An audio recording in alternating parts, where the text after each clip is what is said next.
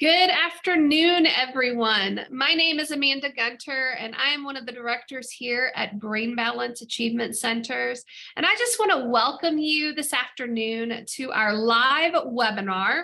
Today, we're going to talk about reading, writing, and math struggles and why school just doesn't make sense. So our first webinar question, we are going to be asking you poll questions throughout this webinar. We want you to engage with us, give us your feedback, answer these questions because it helps me be able to speak to you at the audience. So these are live questions we're going to be asking you. So obviously our first question this afternoon is this your first time joining a live webinar on Brain Balance? And I'm so excited. My background is actually in education. I'm a special educator, worked in the school system, specifically working with middle schoolers. And I saw the school struggles, right? We definitely see this very common in school when children are struggling with reading and writing and math, and really just struggling with learning. So today we're going to talk about what are the root causes of why a child could be struggling with learning, and then also what you can do about it. So sure enough, thank you so much for answering our poll. And 70% of you guys are new to one of our webinars. So welcome, welcome. We're excited that you're here. And thank you so much for joining us today. I also want to do a shout out that we have many Brain Balance centers live with us today. We have 4 centers in California: Chula Vista, Encinitas, Redlands, and San Diego. We have Norwalk, Connecticut, Wilmington, Delaware. We've got several centers in Florida, from Lake Mary, Winter Garden, Coral Springs, Jacksonville, Naples, Palm Beach, and West Chase. We have 3 centers in Georgia: Peachtree City, Roswell, Swanee. We have Boise, Idaho, Plainville, Indiana, Overland Park, Kansas City, and Wichita, Kansas, Oakland County, Michigan, Woodbury, Minnesota, Omaha, Nebraska, Summit and Bergen County, New Jersey, Plainview, New York, Charlotte and Cornelius, North Carolina, Columbus and Cincinnati, Ohio, Wexford, Pennsylvania, Mount Pleasant, South Carolina, Farragut and Franklin, Tennessee. We have 4 centers in Texas: Allen, Austin, Fort Worth, and Lubbock. We have Midlothian and Glen Allen in Virginia, and Mequon and Fox Valley in Wisconsin. And I hear you guys are having a ice storm today. But these centers are live. We have their texting phone number in the chat. Please feel free to reach out to them if there is a center near you and you want to ask a private question about your child. Those phone numbers, you can text them and they will directly answer you. You can also post a question in the chat, and we have moderators that are going to be answering questions. And then at the end, I'm going to answer questions live. So we want you to interact with us today, and we're super excited that you're here. All right, here's your next question. My child struggles with the following. Are they formally diagnosed with dyslexia or dysgraphia or dyscalculia? Are they formally diagnosed with auditory and/or visual processing? Are they struggling with reading comprehension or math problem solving? Do they take hours to complete homework and then doesn't turn it in? Or do you have a little bit of all of the above, where they're struggling in multiple areas? And maybe they're not diagnosed with all these things, but you're like, we got lots of different situations and circumstances happening, and it's not just one thing. Then you would probably go in the all of the above section of this poll question. But all to say, I love when you interact with me because I can speak to you, the audience, even better when I can get a feel for what you're struggling with and the purpose of you being here this afternoon with us. So let's see with what you guys are saying. Okay. Wow. So 64% of you guys are saying that you have a child that is struggling with reading comprehension and/or math problem solving, that homework is taking a long time. How many of you guys as parents feel like you're back in school yourself? right? I mean, here we think as adults, like, okay, we've put our time in, we've done the school thing, and then all of a sudden we have children, and then we're going back through school and we're doing projects again, and we're having to relearn problems that we probably learned as kids, right? And those homework times can become really stressful. And a lot of times, I often hear from families that I work with in Brain Balance is that it really impacts your relationship with your child because homework time becomes such a stress and such a fight. So I hear that often, and I'm just imagining you guys out there nodding your head yes, that is something that you're probably dealing with as well, because we hear that often in the centers. I always like to first start off with what is the DSM criteria, which is the diagnostic tool where it provides criteria for your child to be diagnosed with a specific learning disability, okay? So many times children will go through testing or an assessment process to receive a formal diagnosis, all right? And this is what is required for them to be formally diagnosed. It says that to be formally diagnosed with a specific learning disability, all right, it's a type of a neurodevelopmental disorder that impedes the ability to learn or use specific academic skills. For example, reading or writing or mathematics, which are really the foundation for all academic learning. So when we're looking for a specific diagnosis of specific learning disability, basically there has to be a consistent struggle with your child either reading, being able to write, or being able to utilize basic arithmetic, which is addition, subtraction, multiplication, division, understanding numeration, or understanding really the pattern of numbers. Then there are these subtypes that you often hear about. For example, dyslexia. We often hear in our centers, my child has been diagnosed with dyslexia. Well, here is what the specific diagnosis means. It's a reading disorder that's characterized by difficulty recognizing letters, difficulty learning letter sounds, difficulty identifying rhyming words, delayed language development, and trouble learning how to spell and write. Whereas dyscalculia is a disorder characterized by difficulty processing basic addition and subtraction. They may struggle with visual spatial relationships. What does that mean? That means like when your child is actually doing a math problem, okay, that they're making mistakes because they're struggling with the visual spatial perception of numbers.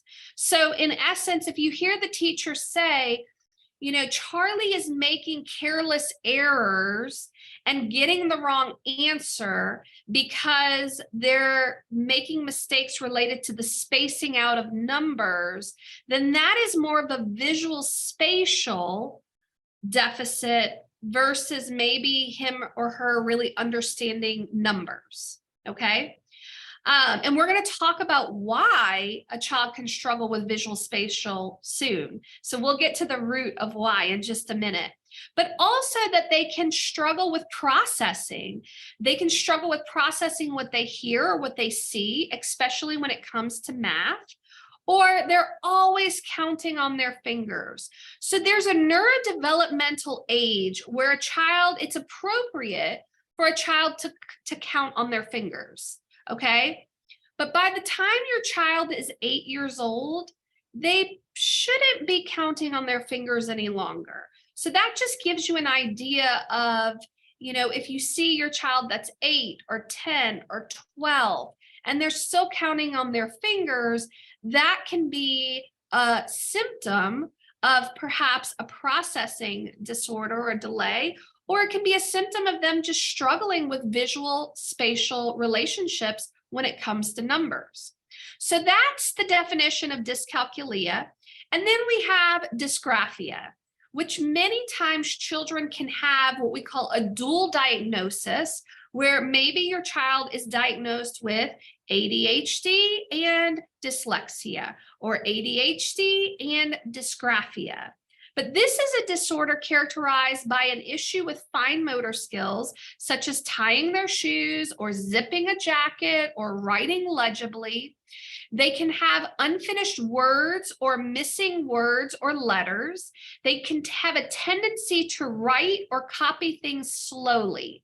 So, for example, if you have a child that you're working with them in homework, okay, and you guys are writing a paragraph, all right, and he or she is telling you the story that they want to write, and you're like, oh my gosh, this is awesome. Now just write that down. And then when they go to write it down, instead of that beautiful paragraph that they told you verbally, they write down like a phrase or a sentence. And you're like, but wait a minute, you just told me this amazing detailed story or this great sentence, and yet when they put it on paper, it's not the same. Okay, that's an example of difficulties with writing and difficulties with writing slowly. So it may not be that they can't process the content, but yet they may struggle with processing when it comes to actually written expression and actually writing the letters and formulating the sentences. And then, of course, being able to write and think at the same time. Let me give you an example. So think about when you're writing as an adult, okay? When you're writing things, you're actually thinking about the content that you're writing. You're actually not thinking about the actual formations of letters anymore, right? Because children learn how to write between pre-K and second grade. By the time they get into second grade, right, they're writing words. And then, of course, by the time they get to third grade, they should actually be able to write sentences. And at that point, they're focusing more on content versus actually thinking about the letter formation. Many times children with dysgraphia, even though they're in third, fourth, sixth, eighth, 12th grade, even though they are in a higher level of academics and they should be able to focus on content, many times children with dysgraphia, they know what they want to say. They have great ideas and they have great content, but when they have to actually write it down, that's where there's a disconnect. And today we're going to talk about why. Why is there a disconnect? And maybe why are you seeing these types of symptoms when you're working with your child at home? So, did you know that 1 in 5 children in the US actually have learning challenges? It's quite prevalent.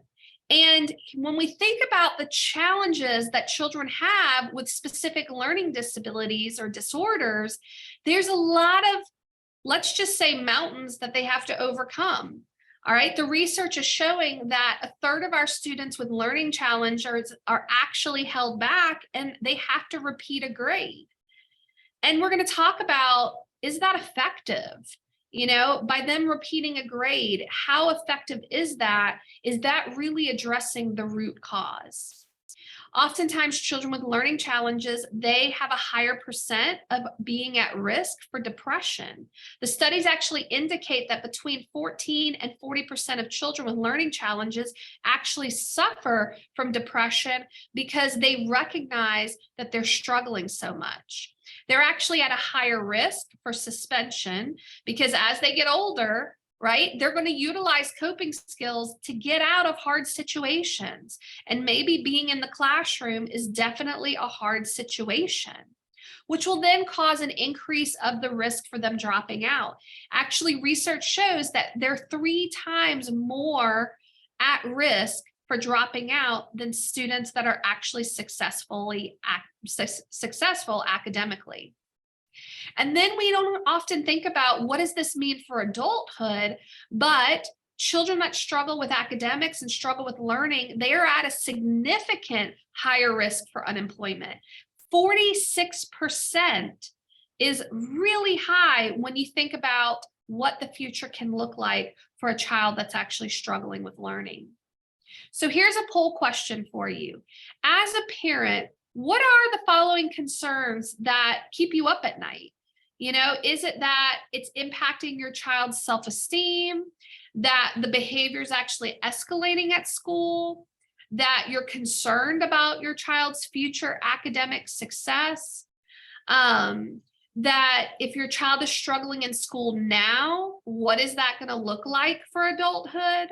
Or perhaps you're concerned with all of the above. And here's the thing. I get it because I've heard this so many times in the office where if they're struggling now, what does it mean like in 2 years? What does it mean like in 4 years? Are they going to catch up by the accommodations that we provide for them? Or is it just going to get worse? And so today we're going to talk about, again, what's going on in the brain of a child that's struggling. Because when I was an educator, we did a lot of accommodating and modifying, right? Where we would accommodate and make changes or make learning easier or try different techniques to make learning easier. But at the end of the day, it's just an accommodation or a modification to the actual academic workload that your child has. But today we're going to talk about actually addressing the root of why your child is struggling. If we can improve brain function, then your child's going to be able to learn and grow and academically be more successful by addressing the root cause. So sure enough, this is fascinating. 46% of you guys say all of the above. 49% say that you are concerned about your child's future academic success. And 44% say you're concerned about the impact of self-esteem.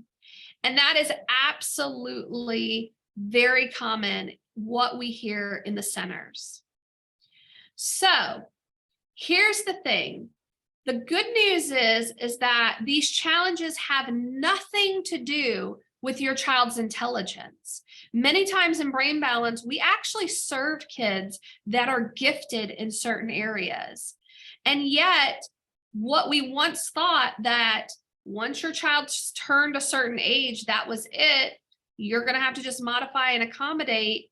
The good news is that the latest research says no. The brain is still developing, the brain is still growing, and that you can actually improve the function of the brain and you can do things to improve processing in the brain so learning can become easier. So what the research says is that this has nothing to do with intelligence, but that it's really caused by how the brain is processing information. And that's what we're going to talk about today, because that truly is the root cause of why you're seeing the symptoms you're seeing with your child. Also, stronger brain connections equal stronger processing skills. And so that is truly a huge, hopefully a huge hope, a dose of hope for you today is that we can actually build stronger brain connections. And as we build stronger brain connections, it actually equals stronger processing skills. So let's dive deeper and talk about how do we do this and what does this really mean? Have you ever heard the saying that a picture is 1,000 words? Well, this is why we utilize a picture of an iceberg, right? Because when we think about an iceberg, if you've ever been, given the question, what sunk the Titanic? Was it the tips of those icebergs that they could see? Or was it the depth of the iceberg? Well, here's the thing. When we're talking about processing in the brain, all right, you have visible symptoms that you are seeing and experiencing every day. It's everything that we just talked about. It's the poor grades. It's the poor behavior at school, the poor reading comprehension or math problem solving that you're experiencing. It's the anxiety, the depression, the low self-esteem, or the teacher's just saying, hey, if Charlie would just focus and try harder, or you may even think, is my child lazy? Is this just that they're lazy and they don't want to do the work or put the work in? Or the meltdowns during homework and the long homework times, and they just hate school. These are what I call visible symptoms. It's what we say is the tip of the iceberg. It's what you're seeing and what you're experiencing. Okay. And yet there's so much going on underneath that you're not seeing. And that has to do with how your child's brain is processing. So just like I shared with you, the research says for optimal learning, you need optimal processing in the brain. A connected brain is a teachable brain. All right. So for optimal processing, that means that your child's brain, when there's optimal processing taking place, it means that their ability to learn and grow is at optimal function. But how do we really get optimal processing in the brain? Well, we have to look at things from a developmental perspective. So at Brain Balance, this is something that we do is we look at things from a developmental perspective to see what could be impacting your child's brain from processing optimally. One of the first things that we actually look at is we look to see, does your child have any primitive reflexes that are still active that could be inhibiting brain development? So let's do a little bit of a deeper dive specifically related to primitive reflexes, and then we'll come back to the full picture here. Primitive reflexes are actually, every child's born with them. They facilitate in the birthing process. Okay, they're active because your child's brain isn't fully developed. The only area of the brain that's developed in a baby is the survival area of the brain.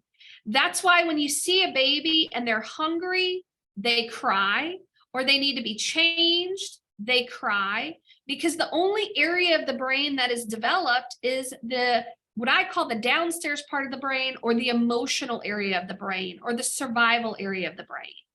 When we look at the brainstem, it's all about being able to breathe and heart rate and body temperature and be able to eat and be able to eliminate appropriately, right? So in babies, their brain is just beginning to develop. But then you have these reflexes that are actually active, and it's good that they're active because they're helping develop the brain. If you actually look at a baby, they're constantly moving. Their legs are kicking, their arms are kicking. There's constant movement in a baby, which is good because motor develops the brain, but also senses develop the brain. So here you have these active primitive reflexes. They're involuntary motor movements that are active, all right? That when you think about like a baby and you put your finger in the baby's hand, they automatically clench to your finger. That's what we call a palmar reflex. All right, so these are active involuntary motor responses that are present in a baby because the brain isn't fully developed. But these reflexes help develop the brain. All right. So then we look at their motor functions. So a baby lifting their head, rolling over, sitting up, crawling for 4 months, standing up, walking. Motor develops the brain, but also in babies, senses develop the brain. So what a baby sees, what they hear, what they smell, what they feel, all of that sensory input is helping develop the brain. All right. So when we're looking at processing in the brain, we actually have to look at primitive reflexes. Now, here's the thing about primitive reflexes. Primitive reflexes are, like I said, the involuntary motor movements that originate in the brainstem that are present after birth. All right. And they're really key for early development. All right. But by the age of 1, these primitive reflexes should integrate because that brain is growing and developing, and we don't need those autonomic motor responses anymore because what? They're lifting their head, they're rolling over, they're sitting up, they're crawling for 4 months, they're standing up and walking. So motor is developing the brain, and then senses are developing brain. So their visual system is developing, their auditory system is developing, their ability to smell, their ability to feel. All of those senses are developing. And so a child should not need primitive reflexes any longer. All right. However, if we look at, for example, if your child has a weakness in, let's say, their visual system and visual processing, it could be connected to the fact that there's an asymmetrical tonic neck reflex that is still active, that should not be active any longer, but is still active, which is inhibiting development in your child's visual system. Okay, which then can inhibit development in other areas. For example, if your child still has what we call the palmar reflex, which is in the hands, that can inhibit the development of fine motor functions. Okay, and if it inhibits the development of fine motor functions, that can inhibit their ability to write and their ability to be able to write smoothly. So as you can see here on this picture of the iceberg, when we're really looking at what could be causing your child's brain to not process optimally, you actually have to look at development, and you have to look at all of these key areas for optimal processing to see how is your child's brain functioning. So do they have any active primitive reflexes that are inhibiting development in their visual system, or inhibiting development in their auditory system, or inhibiting development in their gross motor or fine motor?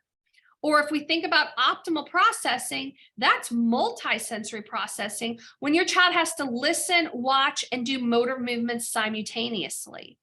So as you can see, there's a lot of things that could be impacting the way that your child's brain is developing, which can then impact their ability to process and their brain's ability to process. All right. So here's a good picture. Just like I shared, we at Brain Balance assessed for primitive reflexes because we understand if a child has an active, for example, asymmetrical tonic neck reflex, it can impact the development of their visual system. So then we have to look at their eye fixation, their eye tracking. It can impact convergence and divergence of the eyes when your child's having to look at their paper and then look up and look at the board at school, or when they're having to write or read, their eyes are having to converge and diverge. All right, which will then cause the symptoms that you're seeing, where maybe they're struggling with focus, maybe they're struggling with taking notes or writing, or maybe they're struggling with reading fluency because they have a weak visual system. And why do they have a weak visual system? Perhaps they have a primitive reflex that's inhibiting that development. So that's why we have to look at the root of why you're seeing the symptoms of difficulty with writing, difficulty with reading. And think about, when we look at it from, a traditional perspective, oftentimes if you have a child that's struggling with reading, what do we tend to do? We tutor them, right? We try to break things down for them so they're able to learn. But if there's a weakness in processing, how effective is that tutoring going to be? Versus looking at it from a developmental perspective, to where we can say, okay, does my child have a primitive reflex that's impacting development of their visual system, that's impacting the motor movements of their eyes, which can impact their ability to read, impact their ability to write, impact their ability to maintain focus? Your child has to fixate their eyes to be able to focus and attend. So many times we can hear about symptoms of difficulty with focus and how that's connected more to the visual system and weaknesses in the visual system. If they're not able to fixate their eyes are going to be all over the place. Okay, and so they're going to look very inattentive. All right. So the bottom line is that when you have retained primitive reflexes, it's going to impact the development of your child's sensory systems, what they see, what they hear, what they smell, what they feel. It's going to impact their ability for gross motor functions or fine motor functions, or even body awareness, which will then cause the symptoms of difficulty with multitasking when they're having to listen and look at the teacher and write down information. They may miss information due to poor multisensory processing. And you also could see poor test performance. If they're struggling with processing in the brain, and then they go in, to take a test, and they're aware that they're struggling, their little brain can go into fight, flight, or freeze, and you may not even see the full potential of what information they do have because that anxiety kicks in. So there's a lot of reasons why you could be seeing the symptoms that you're seeing. And so the first thing I encourage you to consider is to look at things from a developmental perspective and see, like, wow, could some of these things be going on that's impacting the processing of the brain?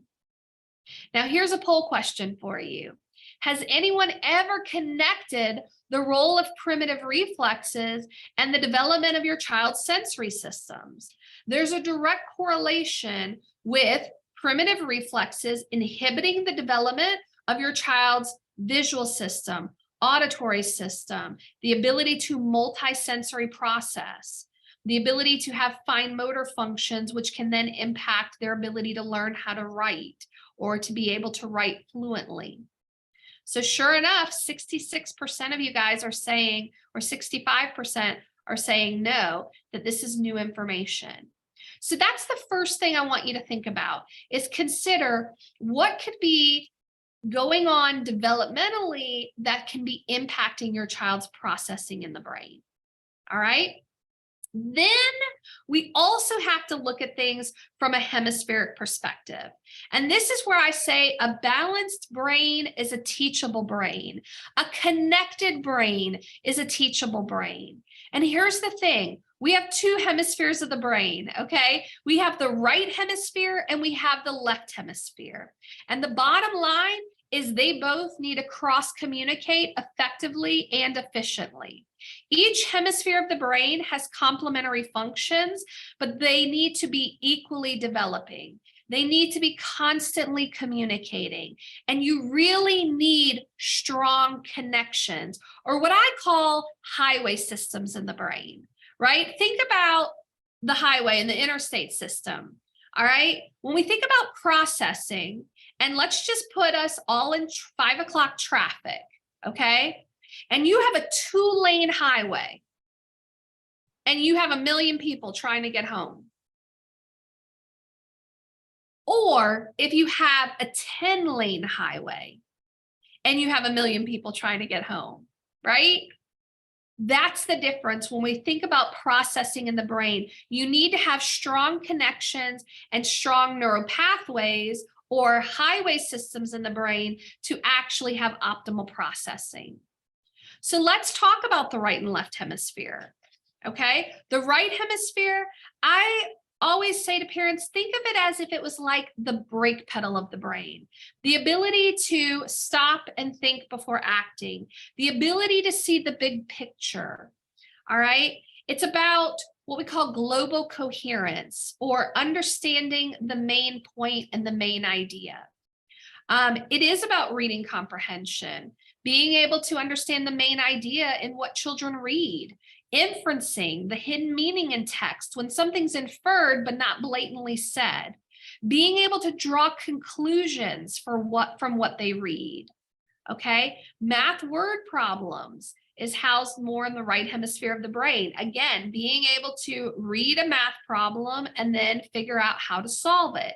All right, that's problem solving, which is very more of a right brain function.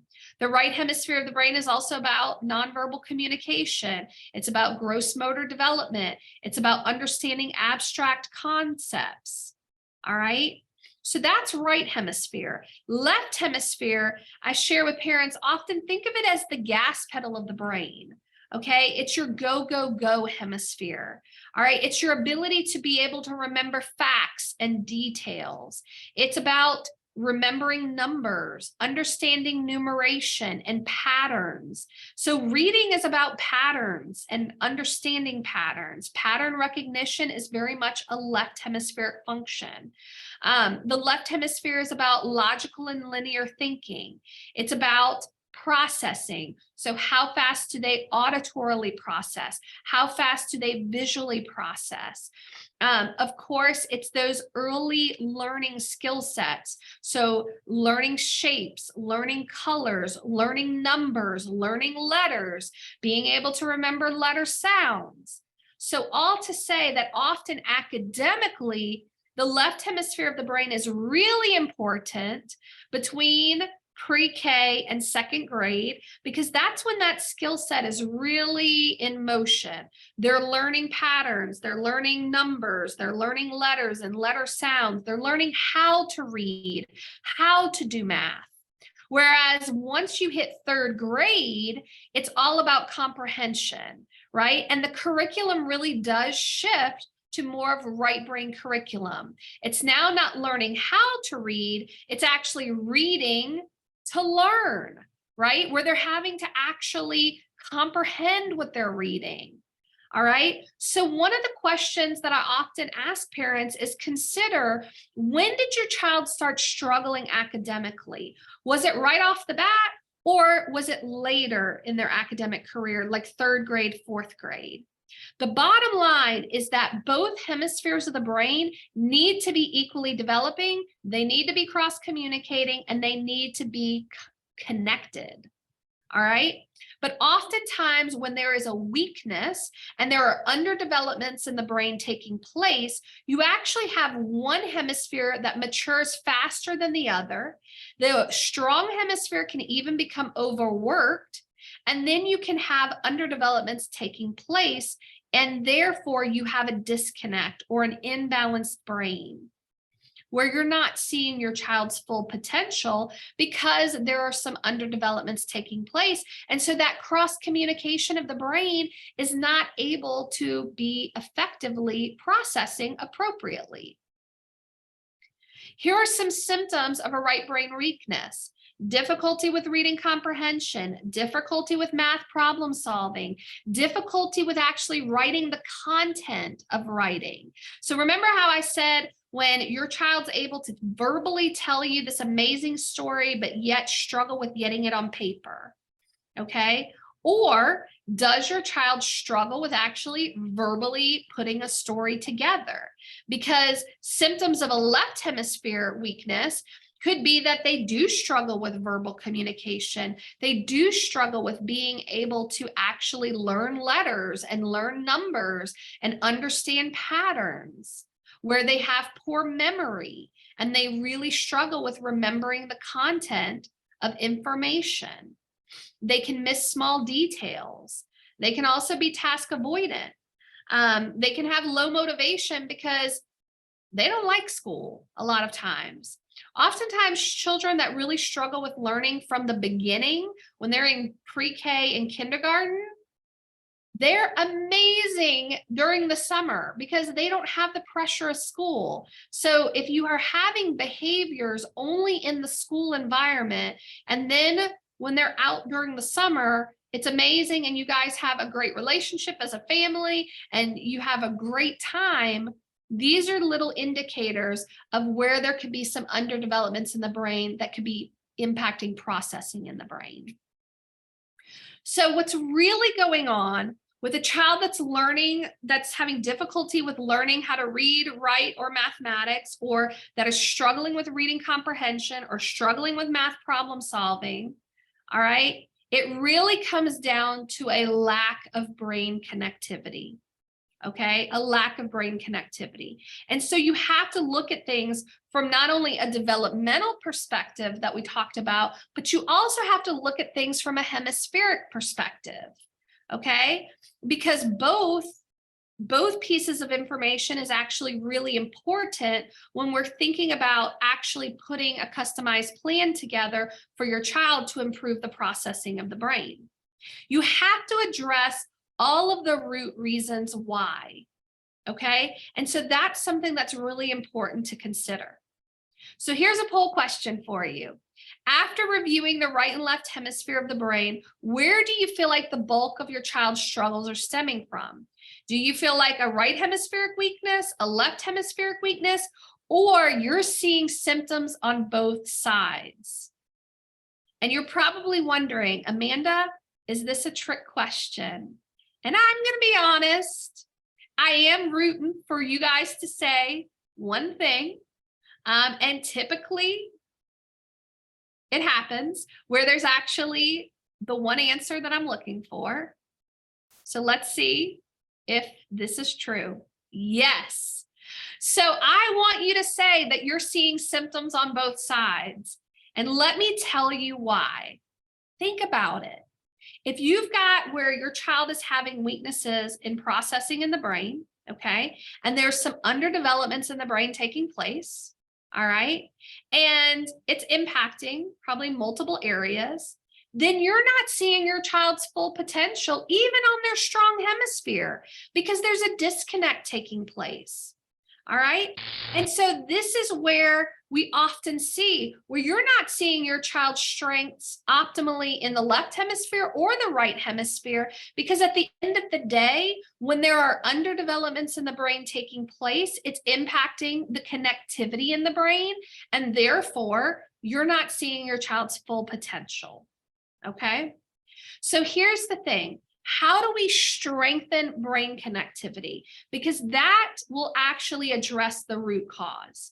You could keep paying and keep going for tutoring. You can keep modifying, as a special educator, I would keep modifying the work or trying to accommodate or trying to break down concepts into smaller pieces. And those are great strategies. Those are great things to implement. But again, those would be strategies that your child would need for their entire academic career versus considering to actually address the root of why there's a weakness in processing in the brain. And that is the good news. With the study of neuroplasticity, we can actually strengthen brain connectivity. Your child's brain is still growing and developing. And so we can actually do things that can actually improve processing. And that's what Brain Balance specializes in. We specialize in strengthening brain connectivity through a unique combination of exercises that impact both sensory development and also their motor systems at the same time. Because here's what the research says, is to strengthen brain connectivity, you have to activate multiple sensory inputs simultaneously with increased intensity over a period of time. So if you just addressed, let's just say you just addressed perhaps a weakness in the visual system. Well, that's a piece of the problem. That's not the whole problem, right? So again, looking at, does my child have primitive reflexes that's impacting development? All right, which hemisphere is their stronger hemisphere? Which hemisphere is their weaker hemisphere? And then also, how can we strengthen brain connectivity through strengthening their visual system, their auditory system, their olfactory system, their ability to physically feel, gross motor, fine motor, because at the end of the day, their sensory systems need to be strengthened and their motor systems need to be strengthened, gross motor and fine motor, to be able to multi-sensory process, because that's what optimal processing is. Optimal processing is that they're able to process multiple senses simultaneously, and that's what optimal processing is in the brain. So here's the other piece though. If you globally focus on the brain, right, and you focus on the left hemisphere and the right hemisphere, then the left hemisphere is going to get stronger, the right's going to get stronger, and yet there's still going to be a bit of a disconnect. Okay, it's almost as if, and we all grew up with the emergence of the internet, right? And it's almost as if there is a stronger hemisphere, even if you're not seeing your child's full potential with that strong hemisphere. Through our assessment process, we can see their strengths and their weaknesses. And if we focus on being able to identify their areas of weakness and only focus on their weakness and not focus on the strength, okay, then that's going to build better connectivity. Because let's say there's areas of strength in their brain function. Like I said, with the internet, there's areas of their brain that could be functioning on Wi-Fi. It's processing quickly. But then there's areas of the brain that are underdeveloped that maybe is functioning as if it was dial-up, right? And it's all about synchronization. It's all about connectivity. And when there is a disconnect taking place, you're not seeing your child's full potential. And also, too, that brain isn't able to grow and develop optimally. So at Brain Balance, we really want to focus on the weak areas. And then, of course, keep their strong areas. But the goal is to strengthen all of the weak areas so that brain can cross-communicate effectively and efficiently. And that's how we specialize in building optimal processing in the brain and improving brain connectivity. Here are the things you can do at home, because environment fosters brain development as well. Okay. And anything that your child is exposed to is actually impacting brain development. All right. So games are super fun. All right. Pulling them away from those tablets. Okay. And actually engaging with each other with a game night is one of the things that we recommend, where you can focus on fine motor skills in a fun way, utilizing Jenga or perfection or operation. You can actually address eye tracking through the game of Boggle or Zingo or Scrabble. So there are fun ways that you can reinforce fine motor development, ocular motor development, and visual development. And you're going to receive this handout that provides for you different activities that you can actually do and begin to do at home. And it's great because it's one of those things where not only do we strengthen brain connectivity and brain balance, but we also want to educate parents on what you can do at home and how you can foster an environment of positive brain development even in your home, because all environment is actually helping that brain grow and develop. All right. But if you're saying, Amanda, we've been on a journey. We're really wanting to be able to understand where are my child's strengths and where are their weaknesses, and you want answers specifically on your child, I would say the next step for you would be to book an assessment. The assessment takes about an hour and a half to 2 hours in our centers, and we can assess your child to see, does your child have any primitive reflexes that's inhibiting processing in the brain and inhibiting development in their sensory systems. We also look at their visual system, their auditory system. We look at their sensory systems to see where are their strengths and are there any weaknesses that could be impacting processing in the brain. We also want to look at their motor functions, gross motor, fine motor, because a coordinated body is a coordinated brain. If your child has weaknesses in gross motor and fine motor, that's going to impact the way that that brain is processing. So we look at their motor systems, gross motor and fine motor. We actually assess their reading skills connected to their visual system, connected to multisensory processing. And then, of course, we're going to ask you a bunch of questions as well. But the bottom line is that our comprehensive assessment will give you very specific answers for your child on where are their strengths in processing and are there any weaknesses that's impacting their overall brain's ability to learn. And that is our goal. Our goal is to build better connections in the brain to create a teachable brain. And so because you participated in this webinar, we are offering $50 off of the assessment. We have directors on and available. You can call them, you can text them to book an assessment. And that's going to provide answers for you on, again, where are their strengths and where are their weaknesses? And if you're seeing the symptoms that you're seeing that we've talked about today, I would highly recommend to go ahead and be able to get those answers, because just as the research says, all of the symptoms that your child is struggling with, it really comes down to a lack of brain connectivity. If we can improve brain connection and improve brain connectivity, that will improve processing in the brain, and then that will create a teachable brain. So if somebody asks you, what is brain balance? I simply say brain balance specializes in developing a brain that's teachable. We want your child to be able to learn and grow academically and socially and emotionally easier. It shouldn't be hard. Learning shouldn't be hard. School is a great opportunity for them to learn socially, emotionally, and academically, and school should be fun, and it shouldn't impact your relationship with your child. So again, thank you guys so much for participating in this webinar. I know we have a few minutes to be able to answer some questions live. These are the centers that are participating today in the webinar, so feel free to give them a call. But what questions do you guys have for me? Thanks, Amanda. One of the questions that we've gotten quite frequently today is, what is the difference between getting a formal diagnosis and going to a brain balance center and having an assessment done? Sure.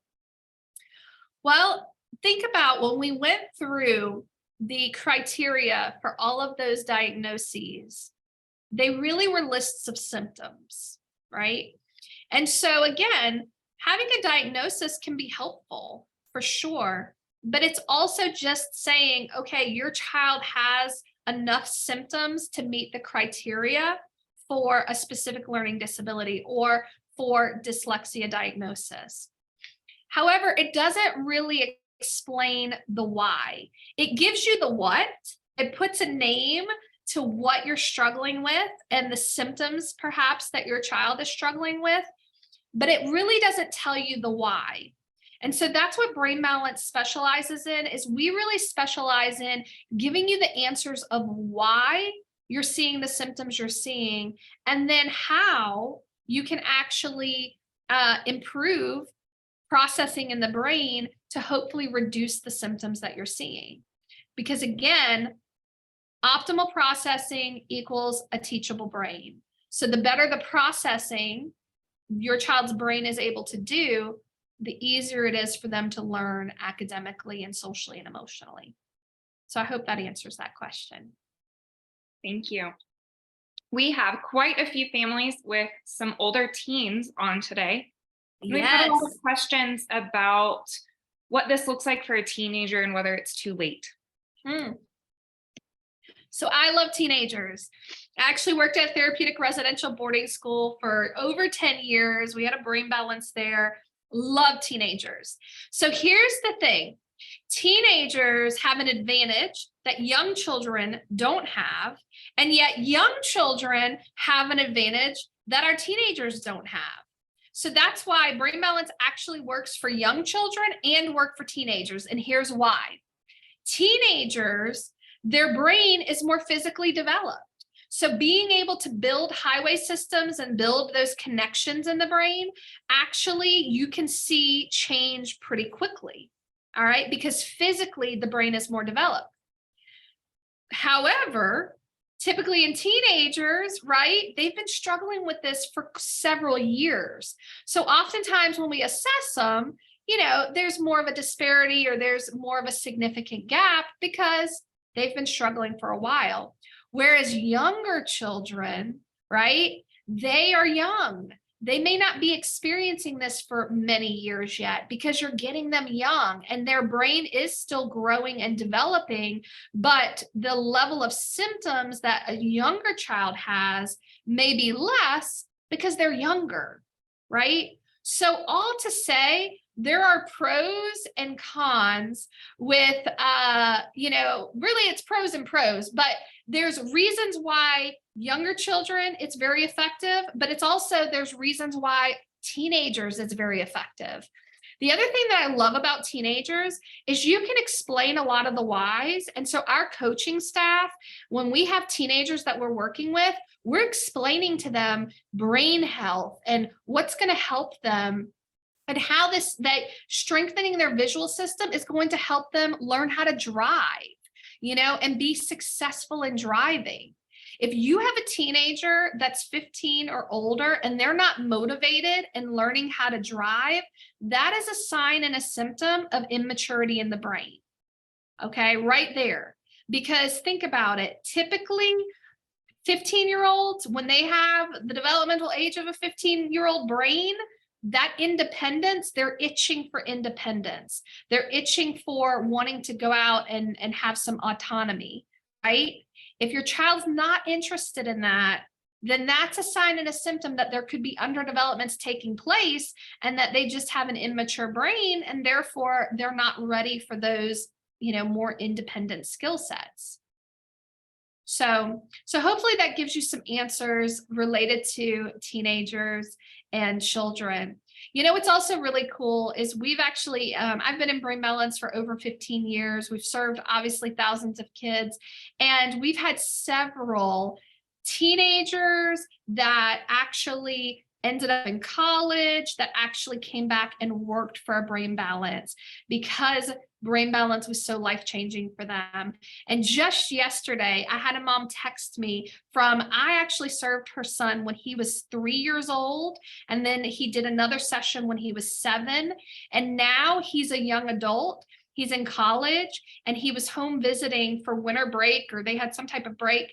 And she was talking to him about, okay, what's next? What's next after college? What do you want to do? And he said to her, you know what? I'm really fascinated with the brain, and brain balance actually, I know brain balance helped me get to where I am today. And do you think that they would hire me for a summer internship to see if this is something that I want to do? How cool is that? So it's things like that when we can educate our kids, and it really is life changing, where they feel better, they're processing better, they're meeting their goals. And you do have to get buy-in with teenagers, don't get me wrong. But every teenager has currency, is what I tell parents all the time. You have to know what their currency is, and then you just make a deal. And typically as they start feeling the success, they're more active in actually doing the program. So that's a great question. I know that was a little long, but yeah. That's fantastic. Thank you, Amanda. We have a lot of questions about other symptoms and struggles that these kiddos are experiencing, things like emotional regulation, executive function, ADHD symptoms. Does brain balance also address these struggles? Absolutely, because again, it comes back down to brain connectivity, or the lack of brain connectivity. And two, there are primitive reflexes that I call can impact emotional regulation. One of the primitive reflexes is called the Moreau reflex, and that can cause a lot of anxiety, mood instability, and irritability. And so when you see emotional dysregulation, I often encourage parents to consider that their nervous system is dysregulated. And so that's something we have to look at. And through the assessment process, we can give you those answers of why you're experiencing the emotional meltdowns. But absolutely, it is something that we serve, and it's something we can look at and give you answers of why. Awesome. Thank you. Sure. And then I know that we've answered a lot about the symptoms and struggles that families are experiencing, but if a family decides to go through with the assessment, what does the process after the assessment look like? And what is the average program experience? Sure. So when your child comes in for the assessment, you'll actually meet with one of the directors that day. And you'll be able to share your concerns. You can share what symptoms you're experiencing. And even in that meeting, you guys will begin to discuss an action plan. Everything is customized. So that is where really we're going to be looking at how to customize a plan based on your child's needs and based on what you are experiencing. Typically, we have multiple program options. We have in-center options where students can come to the center on an average of 2 to 3 days a week. I often explain to parents that the brain is a muscle, right? And so again, to strengthen the connectivity in the brain, it requires repetition. And so that's why you have to come multiple times a week. But also we do have an at-home virtual program as well that is actually very successful. It is in operation for several years now, and we do get really good results with the at-home virtual. The thing is about the at-home virtual is that it's multiple days a week, far more than in center. And then you as the parent become the coach. So we train and we educate you as the coach, and then you're working with your child. Many families are very successful with that, but sometimes families feel like, I don't know if that will fit for us as a family. But when you come in for the assessment and you meet with the director, you guys will discuss all of those things in that meeting and begin to develop a customized plan. And so from there, you work as a team to develop a customized plan for your child. And then that's when your journey begins in Brain Balance. We do have a nutrition program that's part of our program. And we do in center, we do at home. It is a whole child, whole family program. And so we support you in many ways through the entire journey. But I often share with parents that this is an investment that will provide results and a return for the rest of your child's life. As we strengthen brain connectivity, that is something that's going to pay off in multiple environments, in multiple situations, from social and emotional engagement with peers to academic engagement, to those executive functioning skills, which is more about independence and setting goals and pursuing goals and following through on goals, and being able to predict and being able to, organize themselves. You need optimal processing in the brain for all those things, to have successful relationships with peers, to have successful relationships with you as parents. Your child has to have optimal processing in the brain. So oftentimes families can come in with some significant concerns in certain areas, and yet you don't even realize the impact of other areas of their life because this one area is so stressful. So that's something too that I highly encourage parents, is that when you invest in strengthening your child's brain and the connectivity in the brain to get optimal processing in the brain, you're going to see the return of that investment in multiple environments and in multiple situations. And I love hearing the stories. I mean, I'm in a center, I'm actively working with families, and every week I've got parents talking to me about, you're not going to believe this, or here's what we had here. And it's just awesome, because many times you come in for a set of concerns and yet you see lots of changes in lots of areas. So I hope that helps answer that question. Awesome. I think we've about wrapped up most of the questions, but I did just want to say, for those that are commenting that it sounds like they need Brain Balance for themselves, Brain Balance does work with adults. We have a lot of parents say the same thing when they start learning about these things. They go, oh, wow, I see that in myself.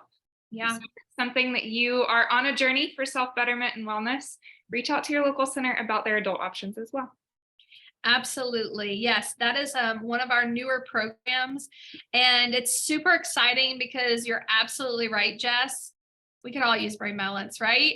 And so that is definitely something that's available in many centers. And it's a program that's rolling out across the country. So if the center doesn't offer it yet, they're soon going to be offering it. And so for sure, reach out to your local center for that as well.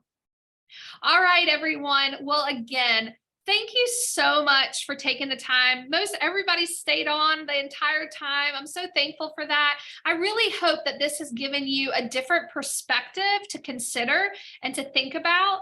And it is our passion to be able to give parents answers of why their child is struggling, but also giving you hope that your child doesn't have to continue to struggle, that you guys can work together with a Brain Balance team and actually improve processing in the brain so your child's social life, and academic career can become easier. So thank you for joining us. Have an awesome day. And we are going to be doing this webinar again tonight, live at 8 p.m. If you have a spouse or you have a parent that you feel like needs to hear this, join us again or give them the link. The same link will work for tonight at 8 p.m. I will be here again live, answering your questions and presenting this information. Have an awesome afternoon. Thank you, everyone. Bye-bye.